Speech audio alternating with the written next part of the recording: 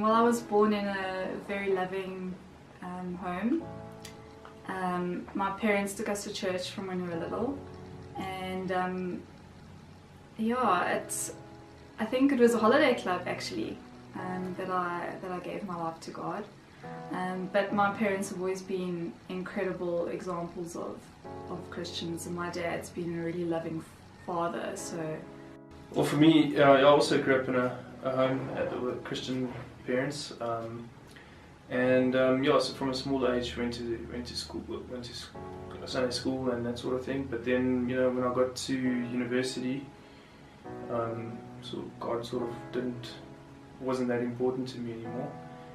And yeah, so it was more important for me to party and go crazy and go nuts as a student. And then I met Monique, and she sort of pulled me back in, And yeah, I think we were dating for quite a long time, and when we got engaged, we came to Wiese, yeah.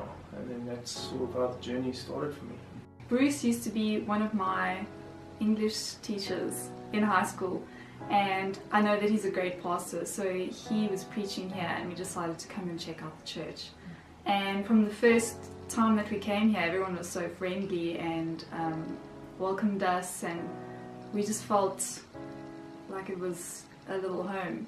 So we started to come here. Yeah. And then for a while, I think it was about 4 years we came here, and then we went to 3CR for about 2 years, and we felt drawn back to Eastside. And I think our faith has grown a lot more since we've come back here. Growing up was Methodist, and so I've been through confirmation, so that for me was a big deal. But having spoken to Monique and also just thinking about it, Jesus did it,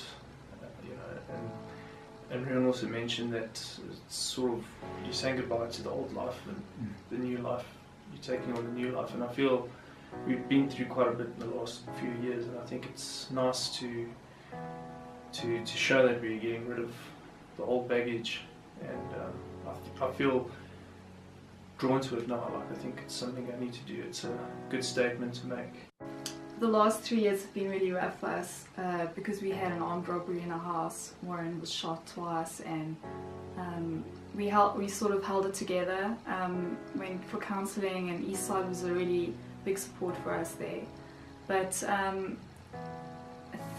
last year that trauma all came back to me, and I had a really rough time with that. And Warren was going away for business in Cape Town, and I was by myself with Nathan in the house, and there'd been 2 attempted robberies close by in the complex, and I was just living with very high levels of adrenaline, and I was really struggling. And I was driving to the shops with Nathan, and I just felt frustrated, and I remember thinking, God, where are you? I'm so alone, I feel so alone.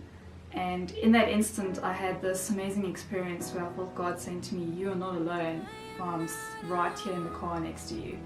And it was a really incredible, really strong experience, and I remember just smiling.